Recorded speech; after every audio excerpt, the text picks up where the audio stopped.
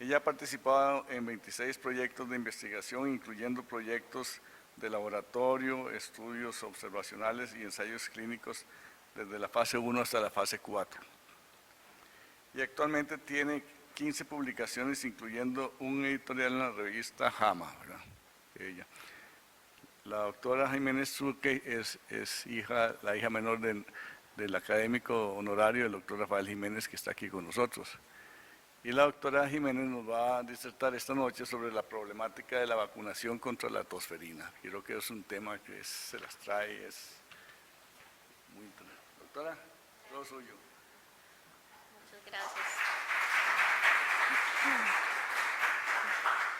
Bueno, buenas noches. Gracias por estar aquí, por invitarme. Es un gran honor estar aquí. Vengo más que todo a contarles una historia. Voy a tratar de que sea lo más amena posible y dejar un rato al final para preguntas, comentarios, discusión, que es parte de lo bonito de estas charlas. Y les vengo a presentar sobre la problemática de la vacunación con tosferina y contarles un poco la historia de esto.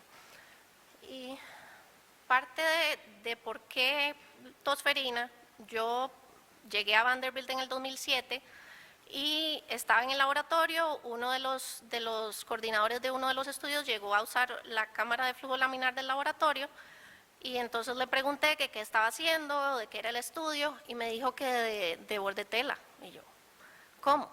Pero todavía existe eso, pero si esto, tenemos una vacuna, ya esto no existe, esto es historia pasada. ¿Y por qué están gastando su tiempo en Vanderbilt en estudiar bordetella pertussis? Y es que, ¿qué pasó? Que yo crecí toda mi vida oyendo historias de Estelita, que es la niña de la figura, que es era la hija de mis bisabuelos. Y siempre oí que mi papá decía que las 3 niñas de mis bisabuelos habían muerto de tosferina. Y la que murió de mayor edad fue Estelita, las otras murieron cuando eran bebés y pues cuentan que, mi papá cuenta que su abuelito lloraba mucho al recordar a Estelita porque ya era mayorcita cuando murió de tosferina. Entonces para mí esto era como que historia ancestral, ¿verdad? Como que ya esto no importaba.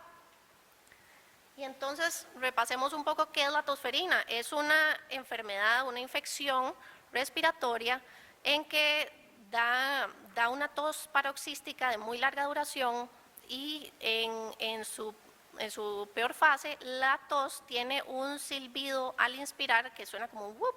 Entonces se llama whooping cough en inglés. Es una enfermedad que puede dar en cualquier persona de cualquier edad, pero tiende a ser más severa en bebés y en niños pequeños.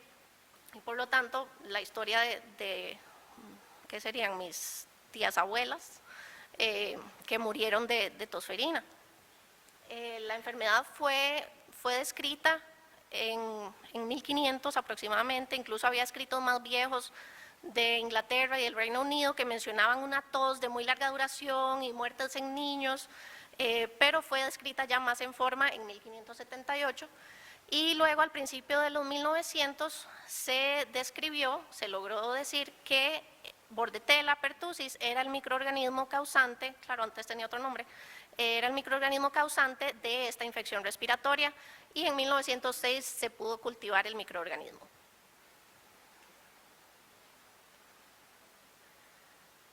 Y en esa época había gran temor a la tosferina. En Estados Unidos se ponían estos mensajes, estos rótulos en las casas diciendo que había tosferina, que estaban todos en cuarentena, nadie salía, nadie entraba, para tratar de proteger a sus niños y evitar el contagio de otras personas. Y anunciaban y vendían estos remedios que decían curar o por lo menos aliviar los síntomas de la tos. Y fue ya como en 1914 que se empezaron a utilizar las primeras vacunas un poco rudimentarias de células completas contra bordetella pertussis. Y fue ya en 1948 que en Estados Unidos la FDA aprobó el uso de la DPT o DTP por sus siglas en inglés, que es la vacuna contra la difteria, tosferina y bordetella pertussis. Y con la introducción de esta vacuna, como ven en este gráfico, al introducir la vacuna, el número de casos que está en el eje Y se redujo impresionantemente hasta en un 90% a través de varios años.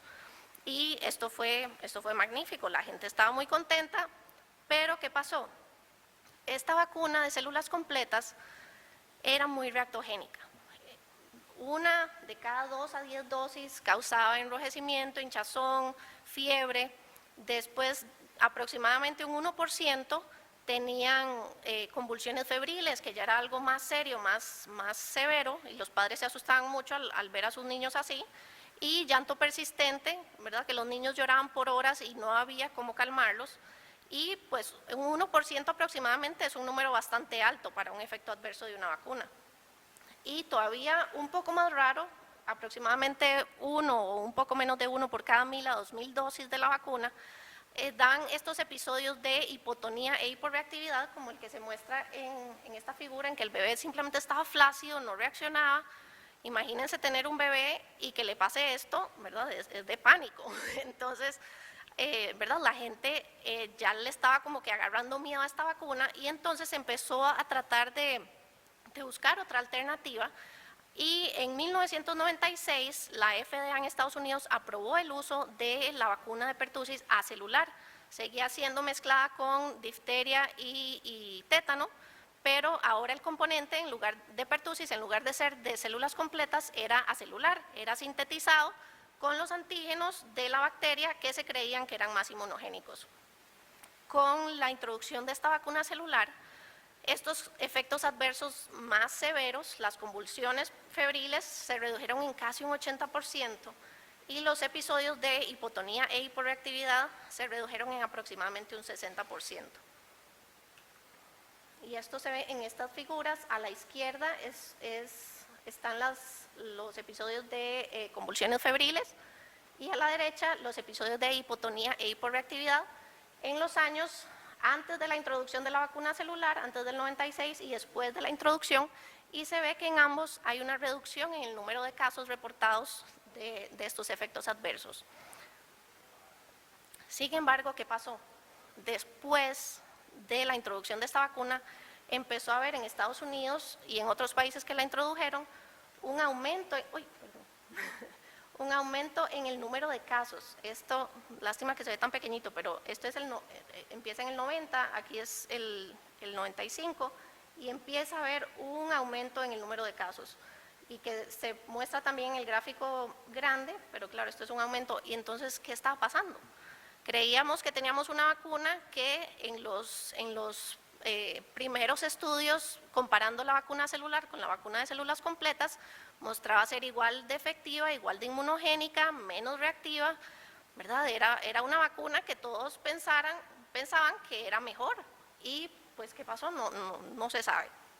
Con todo y los programas de vacunación exitosos, había muy alta cobertura, incluso de 90-95% en Estados Unidos. No se ha podido erradicar la tosferina en ningún lugar del mundo. Y Bordetella pertussis continúa infectando a personas tanto vacunadas como no vacunadas, y de las enfermedades prevenibles por vacunación es de las peores controladas en todo el mundo, lo cual es preocupante. Según la Organización Mundial de la Salud, reportó que en el año 2008 hubo aproximadamente 16 millones de casos, y la gran mayoría, un 95%, fueron en países en desarrollo, y casi 200.000 niños murieron solo en ese año de tosferina. Y en Estados Unidos, en el 2012, tuvieron su número de casos más alto desde poco después de la introducción de la vacuna de células completas, lo cual fue algo bastante alarmante. En Australia, introdujeron la vacuna acelular en el 98, y entonces unos investigadores australianos decidieron tomar a todos los niños de esa región que habían nacido en ese año, en el 98, el año en que se introdujo la vacuna acelular, porque los niños nacidos en ese año podían haber recibido su esquema primario de vacunación completamente con la vacuna de células completas, o completamente con la vacuna celular, o una mezcla de los dos esquemas.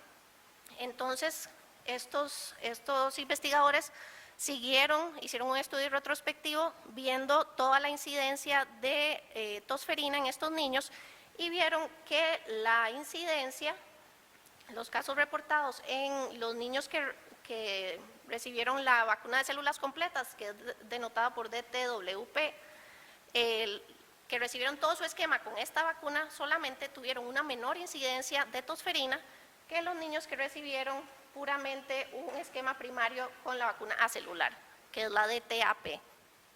Y los niños que tuvieron la primera dosis a los 2 meses de la vacuna de células completas y luego continuaron el esquema con la vacuna acelular, tuvieron incluso menor incidencia que los que recibieron vacuna acelular solamente, pero un poco mayor que los que recibieron de células completas. Entonces aquí como que se empieza a ver como que algo anda mal con la vacuna celular.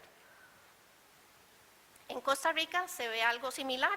Se introduce la vacuna en 1950, la DTP, y reducen el número de casos. ¿Y qué pasa? Que a partir del 2000 aproximadamente empiezan a incrementar los casos nuevamente de tosferina. Entonces han surgido varias teorías de por qué es que está sucediendo este resurgimiento de la tosferina, si era algo que ya creíamos tener bajo control, aunque sea moderadamente. Y la primera idea fue la más lógica que hubiera sido. Se pasó del diagnóstico por cultivo al diagnóstico por PCR, mayor sensibilidad, pues mayor detección de casos. También ya empezaron a ver que podía haber un problema con la vacuna celular que fuera menos inmunogénica que la de células completas. También más recientemente se ha demostrado que hay una polarización de la respuesta inmune causada por la vacuna acelular, a diferencia de la respuesta contra la vacuna de células completas, así como de una infección natural de Bordetella pertussis. Y también las bacterias y los virus, que siempre son más inteligentes que nosotros y nos llevan la delantera, mutan y están mutando. Se ha comprobado que Bordetella pertussis ha mutado para tratar de evadir la vacuna y poder seguir propagándose entre los seres humanos. Entonces veamos un poco más detalladamente estas teorías.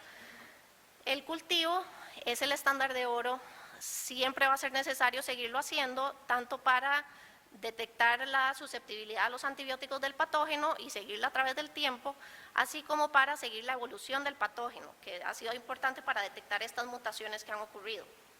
Sin embargo, se introdujo el PCR y el PCR en tiempo real, que tienen mayor sensibilidad, es más fácil hacerlos y se pueden detectar por mayor tiempo, mientras que el cultivo es posible solo en las primeras 3 semanas de la infección. Pero, entonces, ¿por qué, verdad? No hay un aumento en el número de casos por la detección de PCR o PCR en tiempo real. La OMS ha visto la tosferina en varios países y aún tomando en cuenta el aumento en el número de casos detectados, dado la mayor sensibilidad del PCR y el PCR en tiempo real, esto no es suficiente para explicar el aumento en el número de casos. El aumento en los casos ha sido todavía mayor que el aumento dado a una mayor sensibilidad en el diagnóstico. Esta figura del Reino Unido en el 2006, en el 2005, perdón, se dio la transición a la vacuna acelular. En el 2006 se dio el uso más extendido del PCR y la serología para diagnosticar tosferina, pero vean que solo esta línea anaranjada tiene un leve aumento después del diagnóstico con PCR. Y el gran pico en incidencia se da mucho tiempo después. Es decir, el diagnóstico más sensible no nos explica este aumento en los casos de tosferina. Luego que la vacuna acelular es menos inmunogénica. Como ya les había mencionado en el estudio en Australia, que se vio que había más incidencia de tosferina en los niños que recibieron vacuna celular comparado con los que recibieron la vacuna de células completas, se empezó a ver poco después de la introducción de esta vacuna que había más casos en adolescentes, que antes casi no se veía tosferina en adolescentes. ¿Y qué fue? Que se empezó a ver que la inmunogenicidad de la vacuna acelular no dura mucho tiempo. La inmunidad que genera no es muy duradera Y este estudio publicado recientemente por unos colegas de Kaiser Permanente que estudiaron aproximadamente 500.000 de niños de entre 3 meses a 11 años y vieron, Kaiser Permanente tiene una base de datos gigantesca de todos sus pacientes y pudieron ver quiénes habían sido vacunados, cuándo habían sido vacunados y si se les había diagnosticado tosferina o no. Y vieron que entre mayor tiempo pasara desde la última vacuna que recibieron en su esquema primario a cuando les dio tosferina, aumentaba el riesgo. Entonces, por ejemplo, en los niños de 19 a menos de 84 meses, si la vacuna la habían recibido 2 años o más antes, el riesgo de tosferina era 2 veces mayor que si la habían recibido hacía 1 año o menos. Y a los 3 años o más, el riesgo era 5 veces mayor, el riesgo de tosferina. Es decir, entre más tiempo pasara de la última dosis, más era el riesgo de que sufrieran de tosferina. Y unos investigadores de la FDA lograron hace no mucho tiempo un modelo de pertusis de tosferina en babuinos. Antes básicamente solo se hacían estudios en ratones, pero era problemático porque no tenían transmisión aérea y además no tenían la sintomatología parecida a los humanos, ¿verdad? Son diferentes. Entonces lograron reproducir bastante bien la tosferina en estos monos, lograron que tuvieran transmisión aérea de bordetela y lograron que tuvieran una sintomatología muy parecida a la de los humanos. Demostraban una colonización fuerte, alta de las vías respiratorias y una gran leucocitosis, que es un marcador de severidad de la tosferina en niños, y la tos paroxística, característica de la tosferina, que les duraba por más de 2 semanas. ¿Y qué encontraron? Pues encontraron que ambas vacunas protegían contra la tosferina, pero el problema que encontraron que la vacuna acelular no prevenía ni la colonización de las vías respiratorias ni la transmisión. Entonces veamos esto en más detalle. Estos investigadores tomaron grupos de estos babuinos, de estos monos, a unos no los vacunaron, a otros los vacunaron con vacuna celular y a otros con la vacuna de células completas. Un tiempo después, les dieron tiempo para que generaran su respuesta inmune y los expusieron a aerosoles de bordetella pertussis y vieron qué les pasaba. También tomaron a un babuino infectado, sintomático, y lo expusieron a otros vacunados con vacuna acelular y a otros no vacunados para ver si se podía transmitir vía aérea o no. Entonces estos son los resultados. La vacuna celular y la de células completas protegían contra la enfermedad. En el eje Y se muestra el conteo de leucocitos, de glóbulos blancos, y los diferentes colores. El celeste son los monos no vacunados, el rojo los vacunados con vacuna acelular y el blanco los vacunados con la vacuna de células completas, y los de verde son los monos que habían tenido una infección previa sin haber sido vacunados. Como pueden ver aquí, los de celeste, los que no habían sido vacunados, son los únicos que muestran una fuerte leucocitosis, es decir, tosferina severa, enfermedad sintomática. Mientras que ambas vacunas, así como una infección previa, eran protectoras de una enfermedad sintomática. ¿Y qué vieron con los anticuerpos? También vieron los anticuerpos antes de la exposición a bordetella, antes de la vacunación, y tiempo después de la vacunación o de la infección natural, y vieron que en todos los casos había un aumento significativo en el título de anticuerpos, es decir, todas las vacunas y la infección natural generaban una buena respuesta de anticuerpos. Pero ¿qué pasó con la vacuna celular? No protege contra la colonización. Aquí se ve en el eje Y las unidades formadoras de colonia, es decir, la colonización en las vías respiratorias de estos babuinos, y se ve que los que están en azul, que son los no vacunados, tienen una alta colonización de hasta 10 a la 8 unidades formadoras de colonia por mililitro, y esta persiste por varios días hasta que cae y se elimina la colonización aproximadamente 30 días después de haber sido expuestos al patógeno. Con los convalecientes, los de infección previa, no tienen colonización de vías aéreas, es decir, la infección previa lo protege de colonización de vías respiratorias, hay inmunidad a nivel de mucosa. La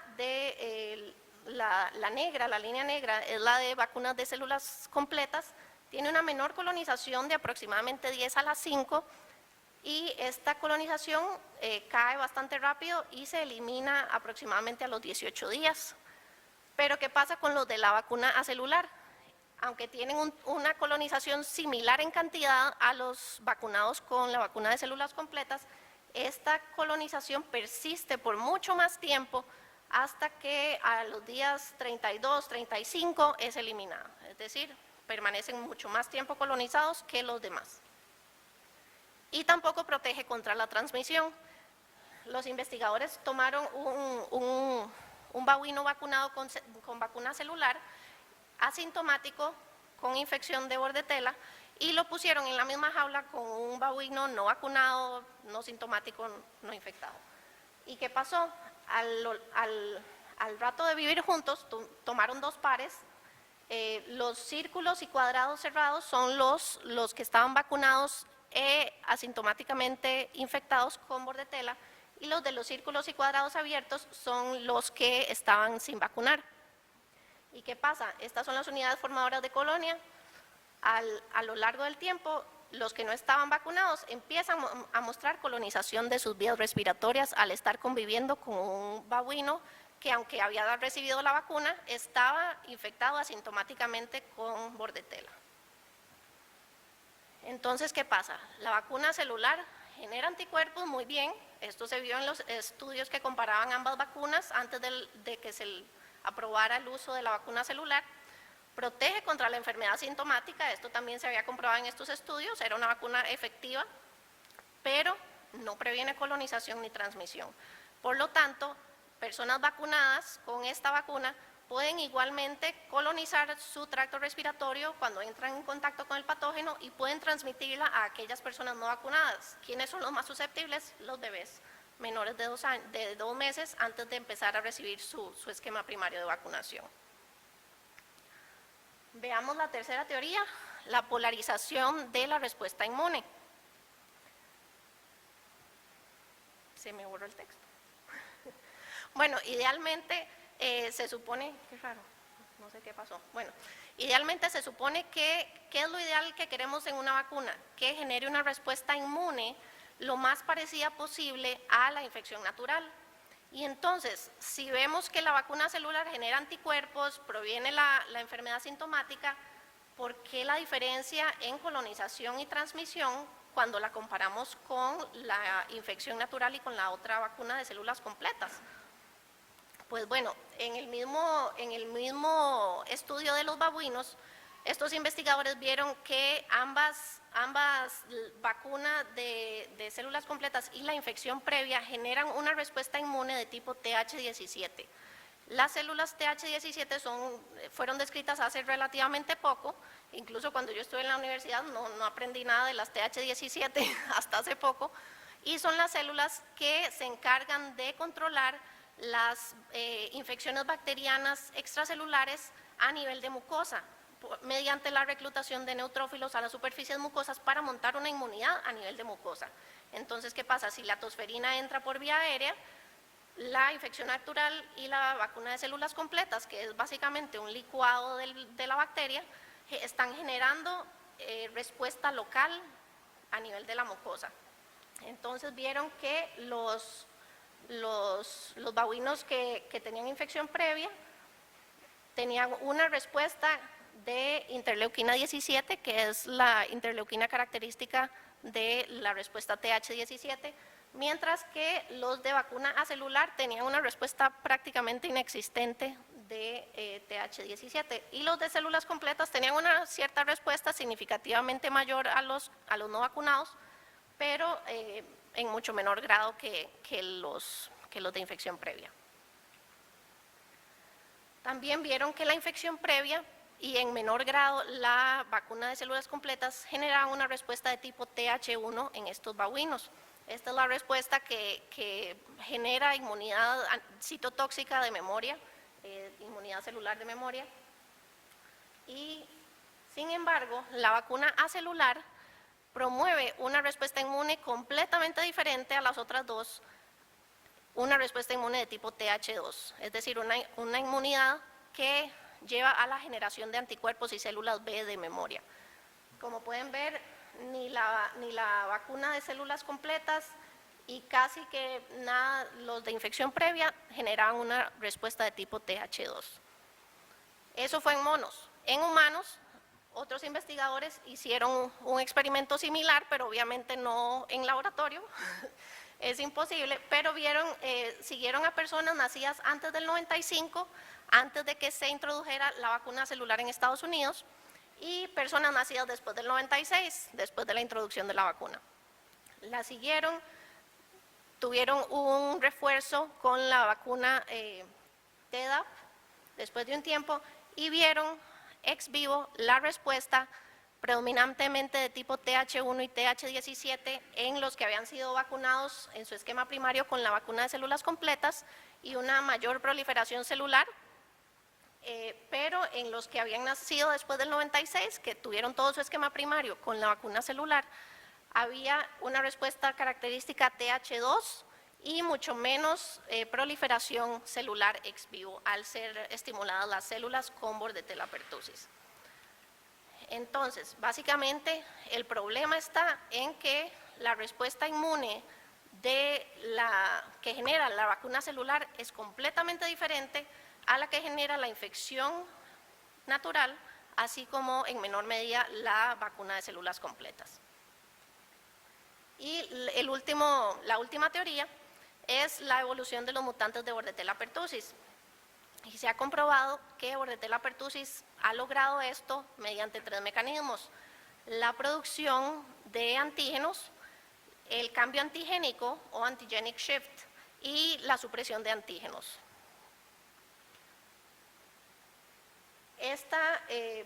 Se ha demostrado que bordetella produce en exceso la toxina pertussis, que es la toxina predominante de esta bacteria y la responsable de la mayor sintomatología que causa esta enfermedad. Y se han descrito estas cepas con el gen PTXP3, que es el promotor de la toxina pertussis, que entonces se activa y causa que se sobreproduzca esta proteína. Y estas cepas están asociadas a mayor virulencia, mayor número de hospitalizaciones y mayor mortalidad. Aquí en este gráfico se ve, estos son datos de unos investigadores holandeses, en que se ve a lo largo del tiempo, lo que no hice, me devolví. Ahí estamos. A lo largo del tiempo se ven el número de notificaciones de tosferina y a la derecha se ve el porcentaje de frecuencia de las cepas PTXP3 y se ve que estas van aumentando a lo largo del tiempo, y así como la proporción de estas cepas del total de cepas de bordetella pertussis aisladas en este lugar de Holanda.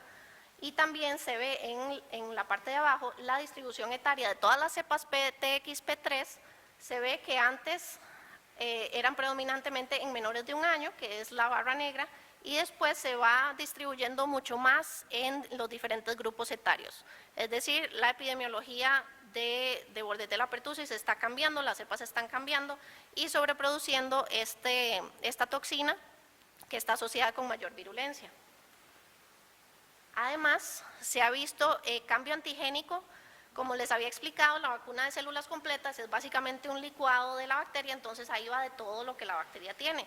Mientras que la vacuna celular tiene 3 o 4 antígenos específicos que se creyeron que eran los más importantes para estimular la respuesta inmune. Entonces, ¿qué ha pasado? Que a través del tiempo estos antígenos han cambiado. Incluso los antígenos que forman parte de la vacuna han cambiado por otros completamente diferentes, y entonces ¿qué pasa? Que si montamos una respuesta inmune contra el antígeno A, B y C, y el patógeno naturalmente tiene A1, B1, C1, pues cuando nos topemos a este patógeno nuevo, nuestra respuesta inmune no va a reconocer bien a ese patógeno y obviamente no nos va a proteger lo suficiente.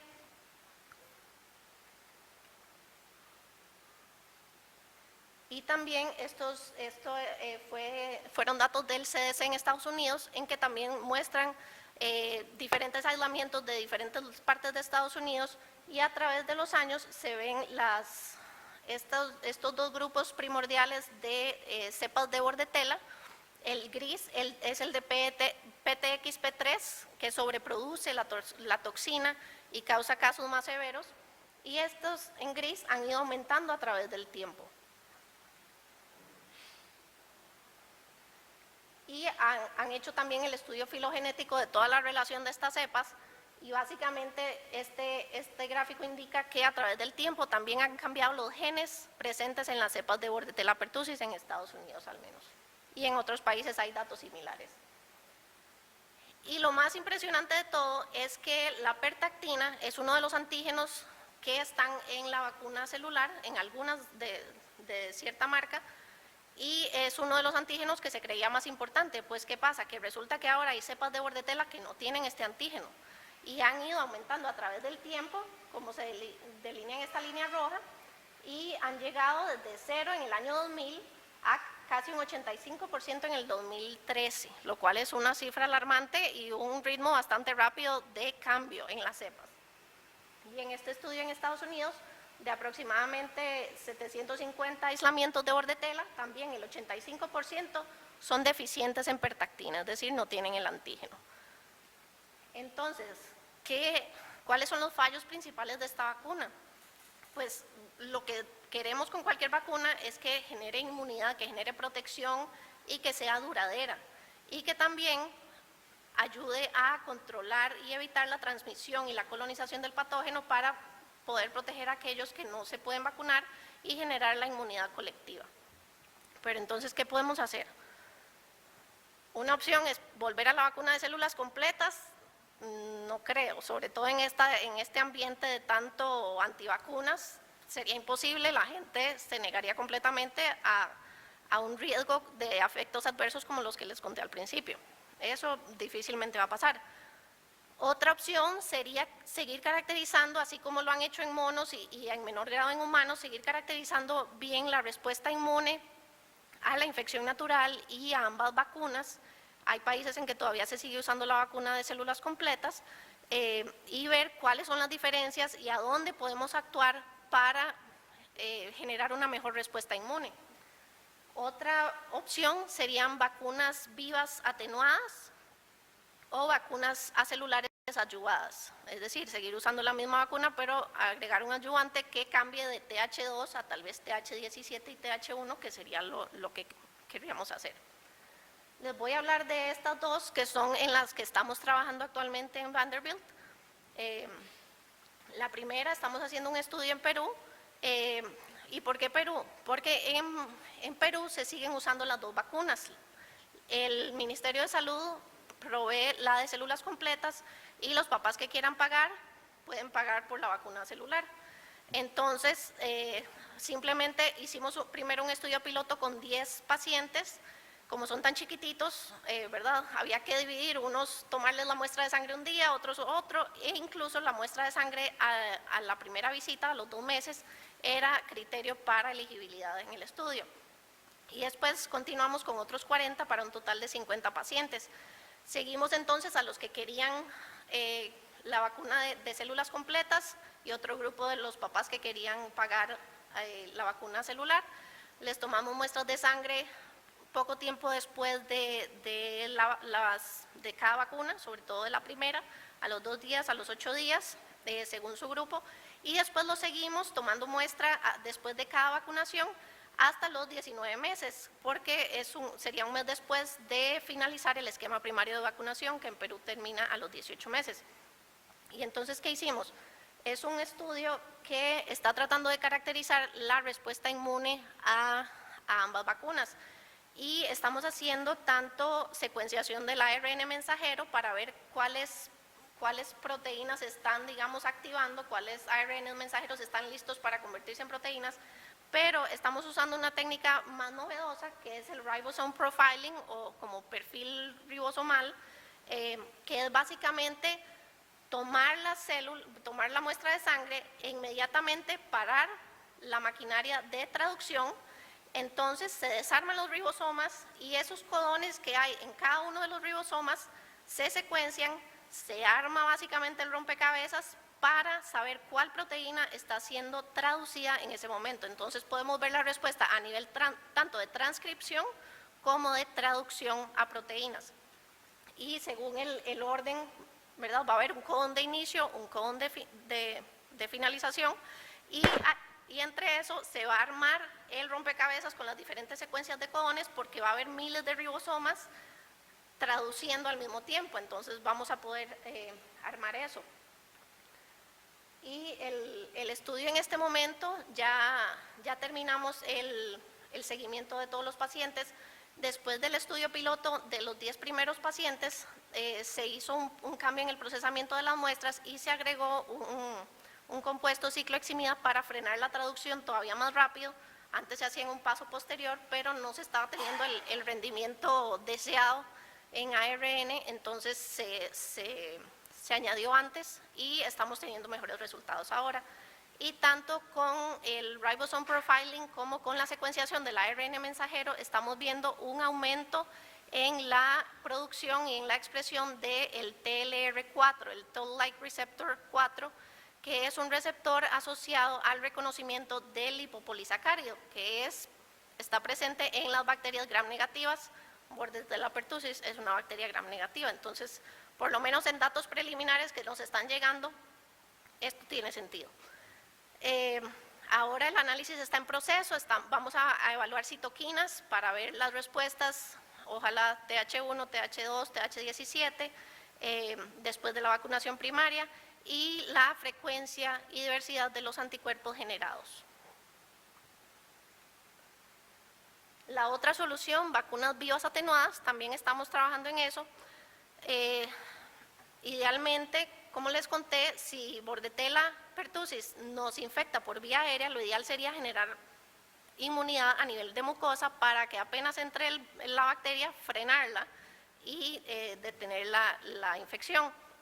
Y se empezó a demostrar en animales que la potencia de vacunas vivas atenuadas de Bordetella pertussis dependía de la capacidad de esta de colonizar las vías respiratorias.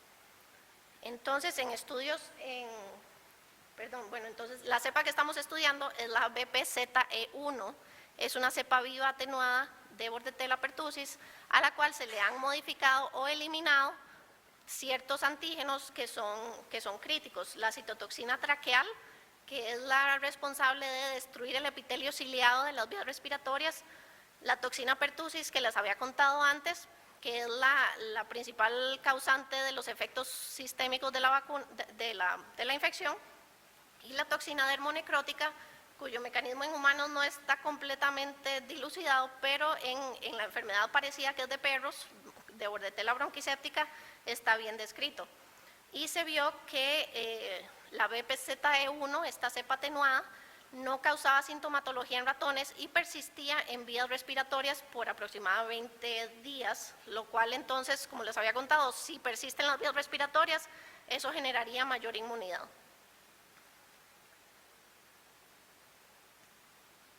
Entonces, ¿qué se vio en ratones? Primero, hicieron un estudio con una dosis de BPZE1 y una vacuna acelular en los ratones y tiempo después fueron protegidos de un challenge, una exposición a Bordetella pertussis. Se vio que a tan solo 3 horas después de la infección había una colonización en vías respiratorias en la nasofaringe de los ratones más baja en los que habían sido vacunados con la BPZE1 que con los vacunados con vacuna celular. Estos son los adultos en este lado, en el A, y estos son el B, estas son las unidades formadoras de colonias. Y a los 7 días, que es la barra negra, no había colonización en los adultos vacunados con BPZE1 ni en los adultos vacunados con vacuna celular, y en los ratones recién nacidos no había colonización a los 7 días en los vacunados con la cepa atenuada, pero sí persistía la colonización en aquellos vacunados con vacuna acelular. Y también esta figura muestra la IgA y esta muestra la IgG. Por supuesto, los vacunados con la BPZE1 tenían respuesta de IgA, que es la inmunoglobulina que está presente a nivel de mucosas, mientras que ambas producían IgG, que es la inmunoglobulina que encontramos en la sangre. El primer estudio en humanos fue en Suecia, si mal no recuerdo. Se hizo una formulación líquida de esta vacuna, se hicieron 3 grupos, uno con una dosis baja, alta, mediana, así como el grupo placebo, y se vio que era segura, no tenía efectos adversos diferentes a los del placebo en los grupos vacunados, y en algunos, sobre todo en los que recibieron la dosis más alta, era capaz de colonizar las vías aéreas por cierto tiempo, y en aquellos en que colonizaba las vías aéreas era inmunogénica, producía una buena respuesta inmune.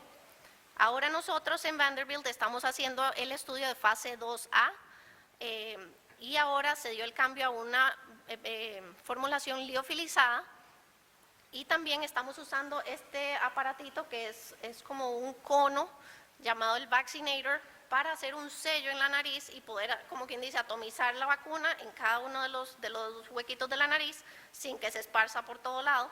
El estudio anterior, el fase 1, se hacía nada más con la jeringa de tuberculina, como esta, pero sin el cono, y se goteaba en la nariz de los participantes. Entonces, básicamente estamos cambiando 2 variables, la versión de líquida liofilizada y el tipo de administración. Lo estamos haciendo en 50 voluntarios, adultos jóvenes, saludables, con una dosis baja, que es equivalente a la dosis alta que se usó en el estudio de fase 1, porque se vio que no todos los individuos fueron colonizados y no todos tuvieron respuesta inmune. Una dosis un poco más alta, un grupo placebo, y un grupo para comparar con el estudio anterior, usando la jeringa de tuberculina, goteando en la nariz. Y con este estudio estamos evaluando la seguridad, por supuesto, evaluando efectos adversos si los hay, y midiendo la IgG, la IgA, tanto a nivel de sangre como la IgA superficial, que ¿verdad? Sería para ver la respuesta a nivel de la mucosa, así como conteos, si es que hay colonización, de la colonización nasal de los participantes. Entonces, en resumen, todos estos modelos en animales y los estudios previos en humanos nos están demostrando que hay una respuesta inmune diferente entre ambas vacunas, sobre todo la celular y la infección natural, y es necesario entender estas diferentes respuestas para poder entender mejor la inmunología y lo que deberíamos tratar de hacer para controlar mejor la tosferina. También análisis moleculares más detallados nos están ayudando a entender estas diferencias, y las cepas atenuadas vivas de bordetela podrían ser una posible solución al problema del control de la tosferina, generando una respuesta a nivel local, a nivel de mucosa, y ojalá más duradera que la de células completas, que la acelular, perdón. Pero entonces, mientras tanto, ¿qué podemos hacer?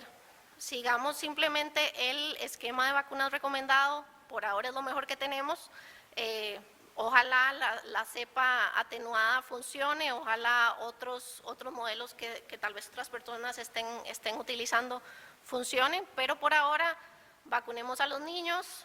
Nuestro esquema dice que a los 2, 4 y 6 meses, con refuerzos a los 15 meses y después entre 4 y 7 años, y a las embarazadas sobre todo en el tercer trimestre, para que ojalá por placenta se les pasen anticuerpos a los bebés, y esto tal vez los proteja hasta que puedan ser vacunados ellos mismos. Así que muchas gracias. Eso es todo.